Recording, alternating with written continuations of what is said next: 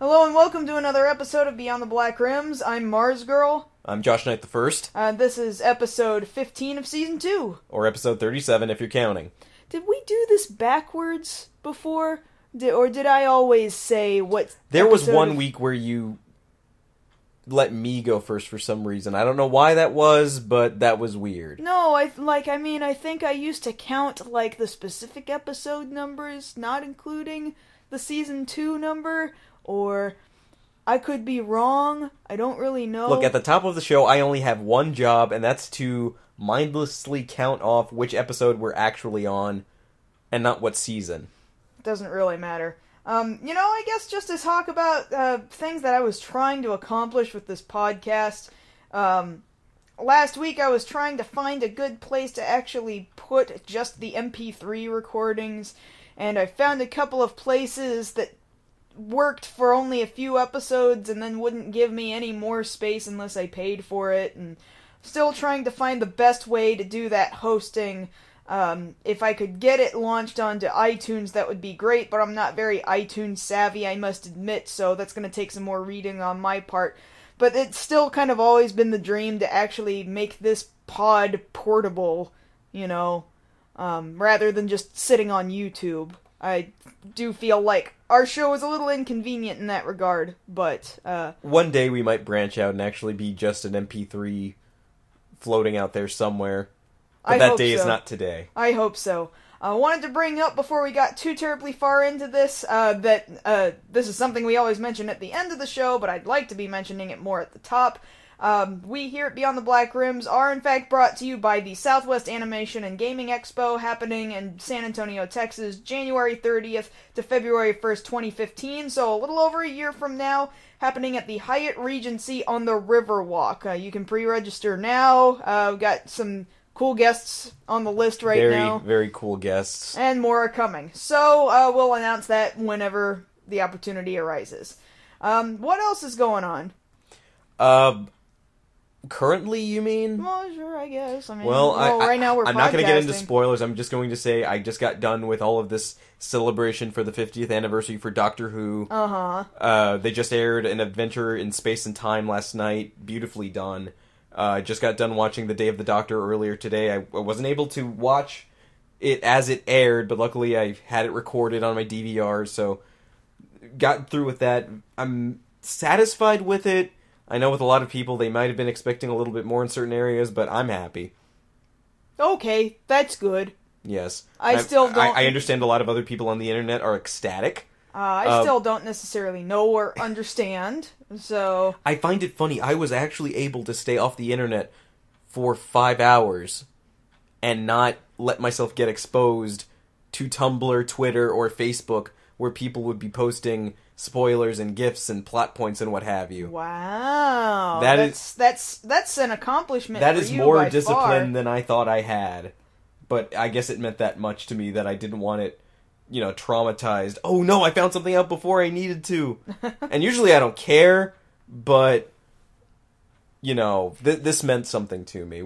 In certain cases, people get like that. They want to find out everything ahead of time, and I admit I get like that about certain things. You get like that about everything else. About everything else, but this time, no, I wanted to just savor it. Oh, and I believe that I was fully able to savor it. I was there. A lot of people I understand did go out into, movie theaters and got to watch this with other people or, watch the simulcast. I preferred to watch it alone in my room, nobody else disturbing me.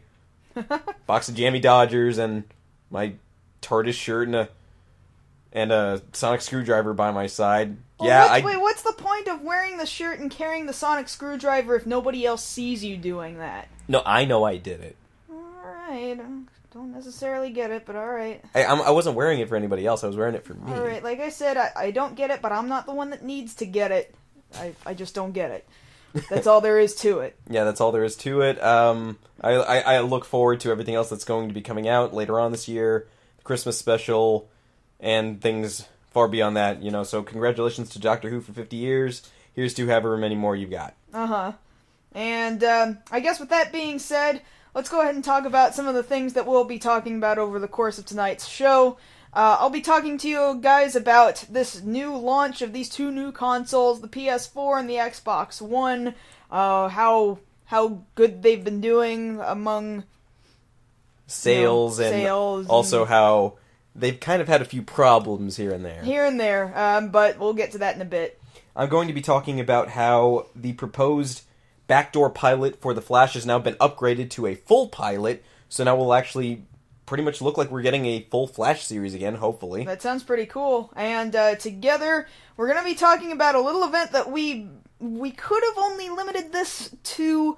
just having talked about it last week. Yeah, just kind of recap sort of material, but we did in fact go and scope out the Star Wars Episode 7 casting call. It wasn't really so much of a casting call as much as it was a meet and greet. But we did go and see what was up with it. There's, by the way, going to be footage of this later on over on Josh's YouTube channel, which we will have a link to later, but it's... Right, it'll be over on my channel on YouTube, Josh Knight the First, just look me up. And all spelled out. All spelled out, one word. But yes, we definitely have some stuff to report to you guys about that. Just to get a little more in-depth than what you necessarily see in that footage. So I'm excited to talk about that one, actually. Yes. Before we go into that, we're going to go into a follow-up covering Batman vs. Superman, actually. Warner Brothers, like many other companies, has gone to the trouble of registering certain names for this property. Right now, the working title that everybody's referring to it as is just simply Batman vs. Superman. That doesn't say that that's actually going to be the name of the movie. So what Warner Brothers has done is they've taken a couple of titles here, about 8, give or take, of possible titles that this new movie will have. And you know what? I'm just going to go ahead and read them off to you right now, and Kaylin, you go ahead and tell me what you think. Okay. Okay, so as it stands, according to the latest domain registrations, and I'm reading this off superherohype.com, the possible titles include Man of Steel, Battle the Night. Okay. Man of Steel, Beyond Darkness. Yeah, alright. Man of Steel, Black of Night. Doesn't sound much different. Man of Steel, Darkness Falls. Man of Steel, Night Falls. It almost sounds like a comic book. Man of Steel, Shadow of the Night. No. Man of Steel, The Blackest Hour. No. And Man of Steel, The Darkness Within. Now that just sounds stupid. Like, I don't like any of those. No, that's the thing. I don't like any of them. All of them sound pretentious and stupid. It's so moody. Now, granted, Man of Steel was a very moody movie. But... Yeah. And enough people have made comments about that, but it's the fact that, one, when you're trying to hold on to the first movie's title like that, and then give it this subtitle, it really seems like you're trying too hard. Yeah. Like, some of these, like, Man of Steel, what was it, Darkness Falls? Like, Darkness Falls was a bad horror movie to begin with, so right. I don't want to think of Man of Steel and Darkness Falls together. And then, like, The Darkness Within, The Blackest Hour, like, how moody are you gonna make this one? So brooding. And I know Batman, like, Bruce Wayne's not a very happy camper, but, like... And I guess this Superman's not a very happy man either, I guess. But I don't know, sometimes he looks like he's grinning. I don't know, I can't really tell. Like Man of Steel Beyond Darkness, that sounds like Star Trek Into Darkness. Yeah. And that Night Falls one, is that 2 words? That's 2 words, and that's Night, like Knight, Falls. Oh, it is? Yeah, and I'm thinking to myself, okay, if you're gonna throw around... Like Nightfall. Like Nightfall, which happens to be my favorite Batman story, like, we've already done Bane. Like, don't even try and use that name. Which would kind of lead into, like, is this or is this not part of the Nolanverse, if you tried to use that one. So I hope but they say they're going with a completely different rendition of Batman in this. Well, then they need to not use that. And a lot of people are saying, mainly based off of the comic run and also the team up during the 2 animated series, why not just call it World's Finest? I understand a lot of people wouldn't recognize that title, but for a lot of people that title embodies yes, we know Batman and Superman are working together, but since you and kind then of eventually against one another. But yeah, see, that's the for problem. like a second. If you preface this thing with they're gonna have to fight at some point, why not just keep it simple and let it be Batman versus Superman? Maybe they will. Maybe, like, because this is them registering a whole bunch of names, and so, like, maybe they're not done. Or maybe, like, maybe Do you think it's they're going to none add of those. more names to this list? Well, maybe it's none of those. Yeah, I would don't know. hope not, because one person managed to put them all together, and so together it all sounds like Man of Steel beyond the shadow of the black of night falls into darkness at the blackest hour because of the darkness within. Yeah, that sounds about right. That totally tells me I want to spend money on this movie. And even if they give it any of these titles, do you think anybody will refer to it as such? I think everyone will just call it Batman versus Superman. Yeah, see, that's what I'm saying. Like, do people say... Like, even when Indiana Jones and the Last Crusade come out, when you're at the box office asking somebody, you know, if you're working there, hi, what ticket would you like to purchase? How often do you hear, yeah, let me get one for Indiana Jones 3? You know, that just happens. Yeah. We simplify things. You know, like, you're going to see The Amazing Spider-Man. Yeah, can I get one for Spider-Man? Yeah, it happens all the time. Yeah, so just why make it harder on yourselves to have this giant written out title? Just call it Batman vs. Superman. We all know what we're going to see. You may as well leave it as your working title. Shoot, I think Snakes on a Plane got that message perfectly clear. You better leave it as your working title, or else. Right, because they could have called it something way more pretentious, like What was it? Serpents It was- of the Air. No, or they were like- going to call it Flight whatever number the flight was going to be. That was all it was originally going to be. And when Samuel L. Jackson was like, oh, you're not going to change that. And they're like, well, what if we don't? And then he's like, then I'm not going to work on the project at all. And then they're like, shoot, he's going to leave us. Well, then leave the title as is. Alright, he gets what he wants. And then everyone loved him for it. And everyone loved the movie for it, even though the movie was really stupid. That's exactly what it was supposed to be, just real dumb. Yeah, so if we know the movie's supposed to be Batman vs. Superman, leave the title that way. just something to think about, Warner Brothers. Something to think about. Alright, that having been said, let's move on to another major topic having gone on this past week and a half, whatever. We, of course, have had the launch of the PlayStation 4 and the Xbox One. PlayStation 4 came out about a good full week before the Xbox One did just a couple days ago. The cool thing about the launch of the Xbox One is that it apparently made record-breaking sales. Specifically over $1 million. Yes. American dollars. You need to specify, especially because that quote specifies dollars. I know.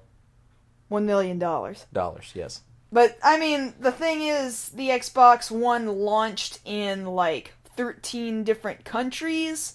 So that would contribute to such a large turnover. Right, exactly. Whereas the PlayStation 4 just launched in North America, specifically in the United States and Canada.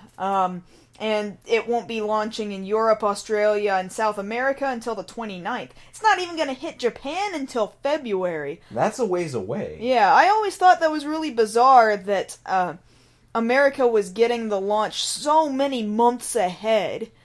And like That is Sony a was bit super. surprising. Sony America was super proud of it when they announced it.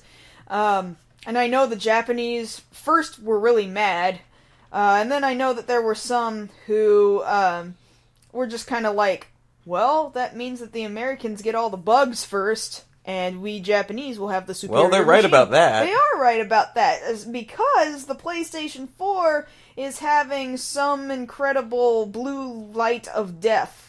The cause of that blue light of death, Sony is apparently saying that that could be due to poor delivery of the units, so they got damaged during delivery.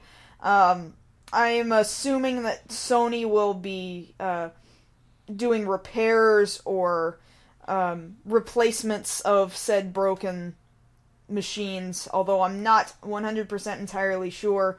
However, the Xbox One is having some launch issues of their own, specifically with a specific disk drive issue. The disk drive on the Xbox One, in a small number of users reporting that when they stick a disk into the drive, one, it doesn't read the disk, and then two, it makes this horrible, terrifying, scaring, grinding noise when it's trying to read the disk. And I don't necessarily know that it ruins the disks. That I've not seen, although there's plenty of people online who have posted video footage of this issue happening, and the grinding noise is just, so scary. You think it's eating the machine, you know? Or the machine's eating the disc. No, one of the two. You think something is eating something. Because, I don't know, like, maybe it's just me, but as soon as I spend hundreds of dollars on a device, the last thing I want to hear is a noise that makes me fear for the money I just spent. Well, especially considering the Xbox 360 had its own disc grinding issues from time to time, too. I suffered from that myself and had to get my Xbox 360 completely replaced, because the first copy of Blue Dragon I ever had... It got eaten, It got eaten! It scraped a deep old ring into my first disc, and I was sobbing! Because I got that thing on launch day. I got the Blue Dragon on launch day, and I was so excited for it, and then... Oh, it was awful. Terrible. And so for Microsoft to still be having something that seems so similar to this issue, which, by the way, at least in the 360, when you purchase it, and you're basically signing a contract when you make a purchase of it, it's written in such legalese that it basically describes it as a feature and not a fault. So they'll do the best repairs that they can, and at a certain point, it's not their fault that the machine does what it does. And that's terrible. So hopefully... So basically it's the Inspector Gadget excuse of, I meant to do that. I meant to do that. Yeah, hopefully it's not equally as worded in the Xbox One's, user agreement stuff. I wouldn't assume, however, that it's going to be all that much different from the current Xbox One user agreement kind of stuff. I wouldn't think so. That's kind of nerve-wracking. At least currently, PS4's issue... They know what the problem is. I don't necessarily know what they're going to do about it, but they at least know what the problem is. But as far as I'm seeing right now, as of today, Microsoft doesn't necessarily know what the issue is causing these disk drives to do this. And you can still, play certain games, like downloadable games, or do the other functions of the Xbox One that already come preloaded, but good luck playing that game you just purchased from the store on launch day. I mean, just... Now, the thing about it is, some people bought on launch day, of course, record numbers for the Xbox One, but a lot of people are still waiting for this weekend, namely Black Friday, to see if they can get a hold of some at a discounted price. And I think it's worth noting that for the last 2 weeks over on South Park, they've been managing to tell the tale of the war between people for the PS4 and people for the Xbox One in a very, albeit a bit dramatized, in the manner of Game of Thrones, but accurate portrayal. Yeah, of just how bloodthirsty Sony and Microsoft fanboys can be. There's always a generation where it's always the us versus them. Yeah. It used to be 20 years ago, you were either a Sega person or a Nintendo person. Yeah, it was always Sega versus Nintendo. And it became Nintendo versus Sony after a while, because Sega kind of dropped out of the market. And then Microsoft comes in out of nowhere and is like, I want to join the gaming market! And people are like, why, what have you got? We have Halo! What's Halo? Oh my god! That is a very accurate way of putting it. And then it became a war between three parties, which I have to admit now, I think Nintendo is just kind of like, we'll let those guys kind of do whatever they want. We're we're just gonna be here whenever you guys want to come back to us. Like, that's cool. And I think it's really now, as sad as I am to say it, it's now a competition between Sony and Microsoft, and not so much Nintendo. I think Nintendo consoles will always sell no matter what, but it's just not even really a competition. They're just still in the market. They're still in the market, but they're not really... bottom line, they already got the Wii U out. Yeah, the Wii U came out, with plenty of time beforehand. Which, I wonder how much that might hinder it in the long run, because as it is, it's not nearly as graphics pushing as either of the other consoles. Although, in the previous gaming generation, the Xbox 360 came out a full year before the other two consoles did, and it survived this whole time. So who knows? But I'm still kind of in a position where I'm not prepared to lay down money on either one of these new consoles just yet. It will probably be something like Kingdom Hearts 3 or Final Fantasy 15 that gets me to buy, say, the PS4. So not Lightning Returns? Oh, hell no. No, not Lightning Returns. No! Just making sure. No, on top of that, I wouldn't need to buy a new console to get Lightning Returns. It's just going to come out on the current generation anyway. Now, what if they offered it as part of a Black Friday bundle? No, not even. The Black Friday bundle coming out, actually, is a much more attractive bundle. And actually, it's not coming out for Black Friday. It's coming out a little later, but closer to the beginning of December, is some sort of bundle for the PlayStation 4 that includes, of course, the PlayStation 4 and a PS Vita, which sounds like, oh my god, we made a horrible machine that nobody is buying. Maybe they'll buy it if we bundle it together with a PS4. It reminds me of this old In Living Color sketch where Spike Lee had his own store, and somebody at the store was buying something. And Spike Lee's the guy actually running the counter, and he tells them, okay, your purchase comes with a copy of my movie School Days. And the person purchasing it's like, I don't want it. And he tells them, oh no, it's free. I still don't want it. Yeah. Because nobody wants that. Get it away from me. You can't force your Vita on me. Sony, you're not going to make Vita happen. Just give up. You're not going to make Vita happen. Yeah, I'm sorry. Kind of like Google forcing Google Plus onto people. Well, the answer is no. We don't want it, even if you give it to us for free and tell us how great its integration with YouTube is. You pretty much tied our hands behind our backs to make us use Google Plus, and I don't know in what universe that doesn't come off as a dick move, but... In fact, I know this is getting a little off topic, so I'll mention this only briefly and then stop.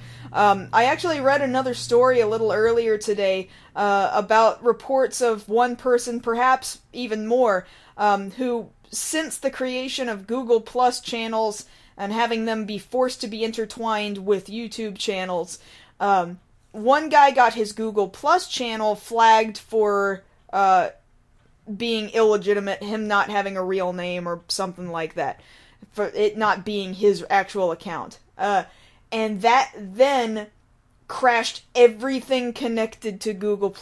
Couldn't get into his Gmail, his YouTube account was completely taken down, everything removed. He's reopened and closed it over and over and over again. And the only way to reopen it, it seems, is to show a photo ID of him with his name on it, but what they want is, like, his Google Plus YouTube username, and where's he gonna get a photo ID of him and his username? Like, it's really bad. This integration is terrible. Absolutely terrible. Somewhat related, there's a story over here on Kotaku about people using the streaming capabilities of the PS4 via Twitch TV to kind of show some things that aren't quite appropriate for all ages. Well, anybody could do that, but I suppose it's just a matter of the fact that they're using the PlayStation 4 to do it now. Well, yeah, see, that's the basic problem. If people were doing it just through Twitch, that'd be fine. They could ban the person, take down their account, what have you. The problem that arises here is that Sony is the one providing the app to get onto Twitch. Well, they still have to create a username on Twitch, though, don't they? As far as I know, yes. Well, then why can't they just ban their Twitch account? Well, that might work, but only so much. The problem being that the Twitch has its own guidelines, the PS4 doesn't. But if Twitch has guidelines, then you can ban that person's account. You can stream live stuff on all kinds of different devices. You can stream stuff on your computer, on your video game console, from different camera sources, what have you. I don't think the device that you're doing it on should matter so much as who's the jackass who's ruining it for everybody. That's really that what guy to stop. It's the same thing as what happened with, what was it, Snapchat? Just, I suppose, Snapchat. It gets to a certain point where one person ruins it for everybody else. Like, people would honestly be using this to stream their playthroughs of Assassin's Creed Black Flag or Arkham Origins, but nope. Somebody had to go show a wang. And then everybody has their fun time taken away from them. Yeah, of course. Because one person was having a fun time. Fun time. So yeah, that's what's currently going on with these two consoles. I imagine it'll still be a bit before we get a hold of ours, considering I don't want any discs of mine eaten anytime soon. Yeah, I would like to wait for them to specifically say, hey guys, we got the problem fixed, before I dive on into the Price drop consoles. would be nice. Price drop would be nice. If that PS4 bundle came with a Vita without extra cost, maybe. That's a big maybe. But it's a big maybe, because I have no earthly idea what I would want on a Vita. I have no idea. You could pawn it. I could make some money, except nobody wants a Vita! What is your problem? I was just trying to be an optimist. I know. But that's all I got. Okay, that's all I got too. Okay, so moving on to our second story. As I mentioned at the top of the show, the series Arrow was set to, and it currently will be, showing an episode coming up very soon entitled The Scientist. That'll be the 8th episode of this second season of Arrow, where they will be introducing the character of Barry Allen, who most comic book fans would know as The Flash. The idea was initially that The Flash would be brought onto Arrow, and through a 3-episode arc, they would try and show his origin and use this as kind of a backdoor pilot to see whether or not a Flash series was feasible. Mm-hmm. Now, apparently what has happened is they have filmed these episodes. They're already in the can, shipped off to the CW, and to be seen by Warner Brothers, and they've apparently tested so well that instead of using it to be a backdoor pilot, they will actually film a completely separate pilot for this new rendition of The Flash. Ooh! And I think this is great. I do too.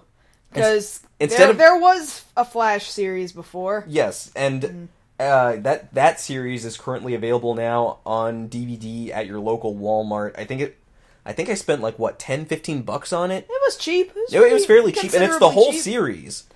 And that just goes to show you, having had precedent for this, that the Flash is somebody that people want to see. The Flash, when you really break him down, he's an awesome character. He's got a great personality that everybody loves listening to snark all over the place.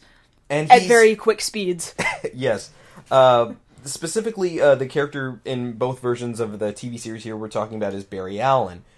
And Barry Allen, as some of you might not know, he was the second Flash. There was another guy before him, Jay Garrick, but it's not quite the same thing. Just a quick recap, he's a crime scene scientist. He basically was working in a lab one night, got struck by lightning. Lightning ran him into some chemicals. Everything got mixed together in him. And stuff that doesn't actually make sense, but comic book stuff. So I ain't got to explain anything, yeah. But I am. Uh-huh. And he gained the ability to be the fastest man alive. He's the fastest man alive! Now, this, of course, this series, back in the 90s, only ran for a couple of episodes between 90 and 91, starring John Wesley Shipp as the Flash. they made a lot of edits to that one to make it a little darker, keeping more in tone with the 1989 Tim Burton Batman movie at the time. Mm-hmm. And you can definitely see the influence in those episodes, definitely in the music too, since, wouldn't you know it, Danny Elfman was brought in to do the theme and music there. Of course, lots of big, like, deep sort of tuba and... Yeah. You know, the kind of stuff you know to go to Danny Elfman for. Now, the problem with this series, which is interesting to think about, was that they kind of downplayed the superhuman aspects of any other character other than the Flash. Mm-hmm. You know, they were pretty grounded in reality.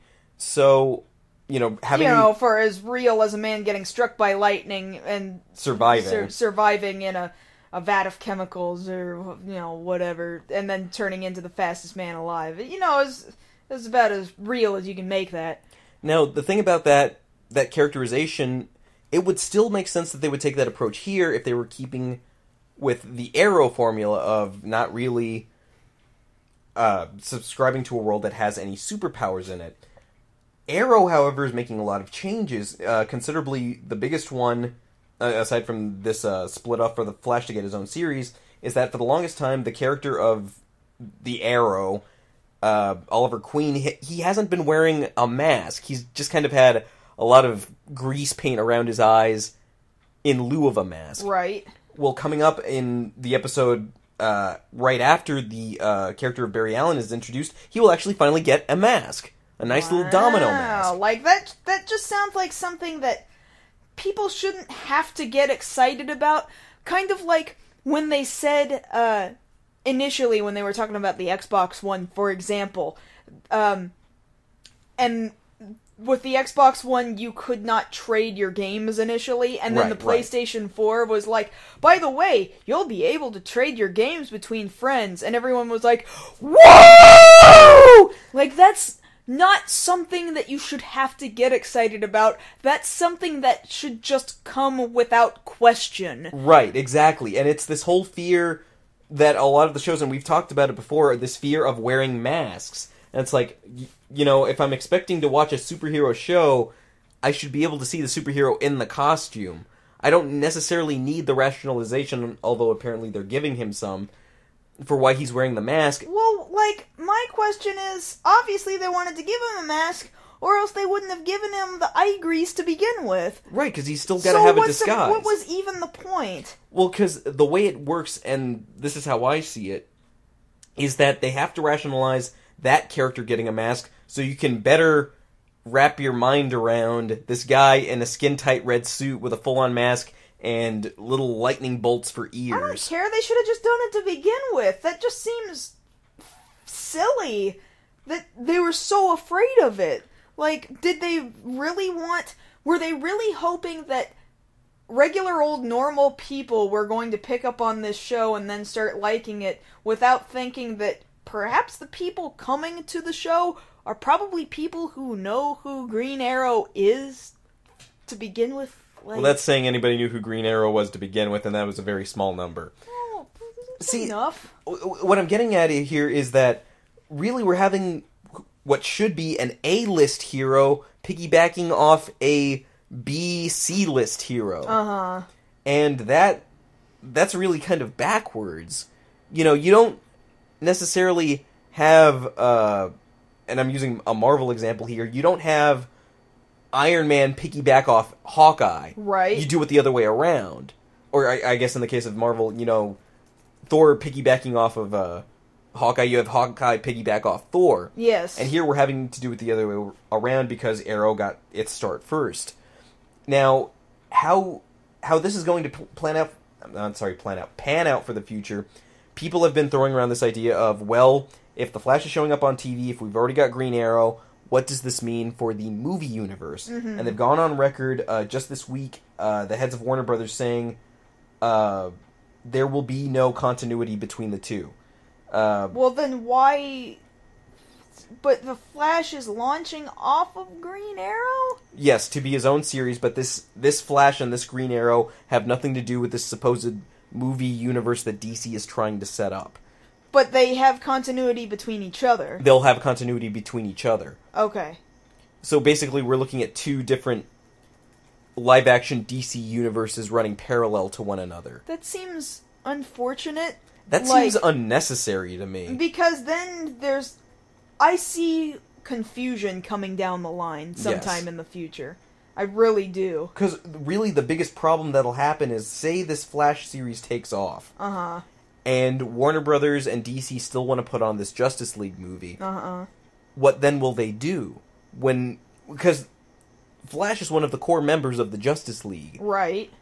Does that mean there'll be two Flashes in existence at the same time? Two alternate universe sort of Flashes? Right. And it's not like stuff like that doesn't happen in, like, say, the comics, but as far as, media is concerned, you don't really do that. Not typically. Like, the closest... Because there's tons of different comic artists who will address the same character, and sometimes it's kind of the same guy, even though it is the same guy, but sometimes it's kind of not, and you just have to be like, oh, well, that's just how this guy writes him. Right, but it's not like... How would I phrase it? It's like if the Adam West series was still running, but then you'd still have any number of the Batmen in the movies. Uh-huh. You'd get a little off-put by there being two Batmen at the same time. Right. Take Superman, for example. Christopher Reeve was Superman for his time. There wasn't any other Superman. Yes. Then there was Dean Cain's Superman. He was the only Superman for his time. Yes. Then you kind of had Tom Welling as Clark Kent, kind of running alongside, for a second there, Brandon Routh as Superman, but technically Tom Welling was never actually Superman until after the run, so you could kind of separate those two. Uh-huh. And that's as close as it's come. Like, each generation had one of their own. Right, one live-action... But we don't live in that kind of world anymore. We live in one where somebody is a character for a small length of time, and then somebody else picks that character up. But even then... To tell another one of their stories. But even then, when that happens, there's never two of a guy at the same time. That's Not like unless saying... you're counting, animated and live-action universe. No, I'm talking specifically... okay, that has happened as far as animated stuff is concerned, but live-action-wise, that's like saying Christopher Nolan would have kept his Batman series running, and then they still made this Man of Steel universe with Henry Cavill and Ben Affleck, and then you'd have two Batmen at the same time. Yeah, I get that. That's weird. It is weird. You messed up somewhere, I think. There should be only one. I mean, I don't know. I feel like you're right, and then at the same time, if I sit and think about it, I also think it's kind of closed-minded. Well, because I don't really know what the right answer is. I would think that maybe DC would go back on this decision later on down the road, because if the series, both of them, Arrow and, I guess, The Flash, do well enough, they would be stupid not to incorporate them, because that's less work they have to do. And what is... the goal of any sort of entertainment, but to get the most dollar for the least amount of work you have to do. Well, that would mean leaving it to just one, and not having to compete with somebody else's interpretation of said character. Right, because we've got Grant Gustin coming in as Barry Allen here on the show. What's to say later on down the road we get somebody, like, just throwing a name out there, like Ryan Gosling ends up getting cast as the Flash, then you're going to have two competing live-action Flashes at the same time. Right. And then that's going to be confusing, like, hey, I'm going to go watch The Flash. Oh, the movie or the show? Which one are you talking about? Well, then you could say, okay, which show? Yeah. But even then it's like, it's unnecessary competition as well, between two actors having to play the same role. Now, admittedly, they could take the route of, say, this is the Barry Allen Flash in the show, and they go with, say, Wally West in the movie. Uh-huh. That's fine. They can get around it that way. And I would actually say, if they're going to do that, fine. That's acceptable, because there is more than one Flash. But if it ends up being two Barry Allens, that could be very confusing. Yeah, I And get what you're saying. That could be a problem. Mm-hmm. So I'm saying there's a way around it, but they should be very careful. Now, again, it remains to be seen how this is going to all pan out. You know, the episodes are yet to air on the CW, but I am hoping that they are going to treat this with a fair amount of... I don't know about what word I want to use, but basically the Flash is a character that a lot of people do really care about. Because really, it's not just about his powers, he's somebody that people can get behind. Well, I certainly see a lot of people, specifically who would watch Cartoon Network's Young Justice, who would get very attached specifically to Barry Allen. Well, no, Young Justice, that was Wally West.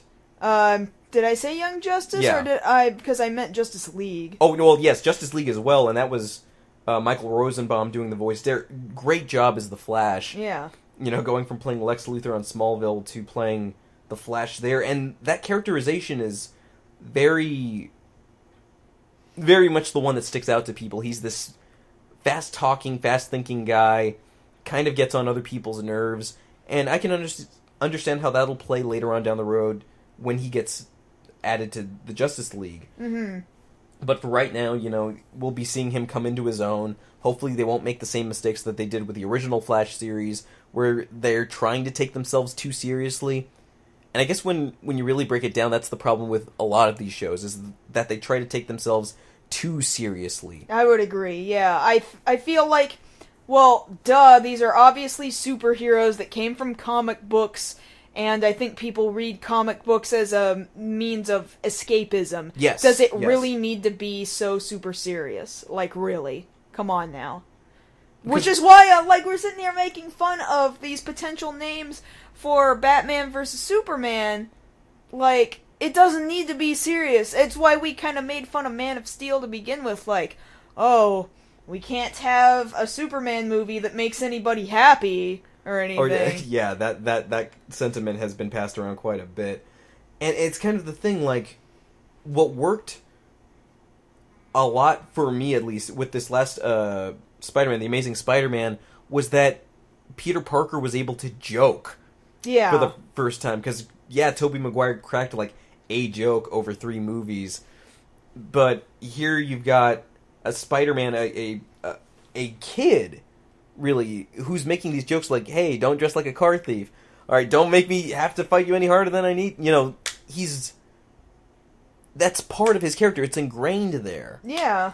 And if you take that away, you take away part of what we showed up for. We wanted something to entertain us. Mm-hmm. And not everything that entertains us has to be dark. I understand people liked Breaking Bad for as dark as it gets, or Game of Thrones for as dark as it gets. Well, those but at the were same meant times, to be that way to begin with, Right. but not necessarily every comic movie that we go to see. Right. I mean, we're talking about a guy who came straight out of the Golden Age. You know, Barry Allen specifically. And that's the high time of the idea of a superhero. You know, where you don't have to think too hard about Batman's costume being, like, teal. Right. You know, he's still Batman, but you still buy him as a hero. And this guy's in bright red. You know, I don't need to rationalize, okay, psychologically, what is Barry Allen thinking when he chooses red? Like, that's what they tried to do. He's not going covert, you know, he just likes red or something. I mean, leave the man alone. Yeah, exactly. Like, I remember watching the pilot for the original one. He thought it looked fast. Red looks fast. Red is fast. You know, red cars gets pulled over. Exactly. Like I was saying in the pilot for the original Flash series, he's there talking to his doctor friend, and he's like, I want my costume to be blood red, like my enemies have spilled, and I'm gonna come up with a symbol to scare them too. And I'm like, no, that's okay. No, you don't know who you are, TV Barry Allen. Your costume comes out of a ring, a vacuum sealed ring. No, just stop. So long story short, this is coming fairly soon. The episode that is entitled "The Scientist" on Arrow will air this week over on the CW. So check that out, and You guys could probably tell us later what you think of this characterization. And maybe we'll finally end up being able to see it ourselves at some point. I don't know. Maybe. Well, I don't have television. Well, luckily, Arrow is now on Netflix. The first season is on Netflix, and you can catch up on the current season over on Hulu. I don't care to do that. So, yeah, you guys have a chance to catch up that way. Yay! Yay. Okay, so for our last segment, this is technically a follow-up, but it's a lot more information than we were able to give you last week. And that's why I wanted to discuss this again, because we can give you so much more information now. Otherwise, typically I would not have suggested that this be another news topic, but I thought it was interesting enough that you guys would get a kick out of hearing about it. So, as we mentioned at the top of the show earlier, we did in fact go to Austin just the other day to... just yesterday, yes. Yeah, to step in on the Star Wars Episode 7 meet and greet with the casting directors, and that was an ordeal, I'm gonna say. No, or I would say experience if I was gonna be nice. No, this was an ordeal. I'll put it out there right now. I was the one auditioning. Kaylin did not. She came to help support my efforts to try and see if, this got us anywhere. Mm-hmm. Trying to be a part of this new Star Wars movie. And the information we found kept changing from hour to hour as to what exactly was going on. Like, what we reported last week was that the meetup was going to start at noon, and right. That ended up getting... The meet and greet ended up getting pushed back to 3. Yeah, we heard that sometime over the course of the day. Well, now here's kind of what else is interesting about it getting pushed back, because it was supposed to be in a 5-hour block from 12 to 5 originally. So then I guess it was still going to be in a 5-hour block, but from 3 to 8. You'll remember what we told you last week about there having been a Star Wars The Old Republic sort of community cantina tour event happening in Austin that very same day. It also got itself bumped back 3 hours to 8 o'clock p.m., which is the same hour that the meet and greet was supposed to be ending. I mean, it seemed kind of curious that it was starting before at 5 p.m., the same hour that the meet and greet was originally supposed to end, but by having both of those events bumped back 3 hours, it seemed kind of correlated, if you ask me. And to top that all off, something that we didn't mention last week, and we're surprised that a lot of other people didn't quite pick up on this, was that this hotel, this Hilton in downtown Austin, where they were holding this meet and greet for Episode 7 casting, was the same hotel that was blocked off for a convention block for Wizard World Austin, taking place right across the street at the convention center. And that was kind of like... We thought when we figured it out, because last week we actually didn't know either. We knew it was coming, but I guess we didn't correlate both of those dates. And so when we heard both of them were going on in Austin, we were like, that sounds kind of suspicious, like they're both going on at the same time. And then not only that, but it was happening in that same hotel. Like, there's no way that they just sort of casually chose that particular hotel in Austin to do this casting in. Like there's no way. Yeah. So that reason further made us want to see what the heck was even up. So what ended up happening was, yesterday morning, we got out there, showed up on the grounds at about 8 in the morning, and this thing's not supposed to go on till noon. Now, to put it in context, those of you who are in our listening area from South Texas would know that we were just hit with a cold front that same morning. That morning. And pretty that much morning. What we experienced was from 7 a.m. that morning to about noonish, the temperature went from 50 degrees to about 35. It was ridiculous. And it started raining. Cold rain. And then, to top that all off, the line for this event was outside of the hotel. So you had somewhat, 100, 150 people outside? At least. Waiting somewhere. In the freezing rain for hours. Now, what was further angering about all this, though, was that apparently that line didn't matter worth a damn, okay? that very, very angering, because I had looked up all of the previous meet and greets in all of the other cities, and you see all these photos and all this video footage of people lining up through the hotel or outside the hotel or whatever. It seemed pretty obvious to me that they wanted to create an organized line.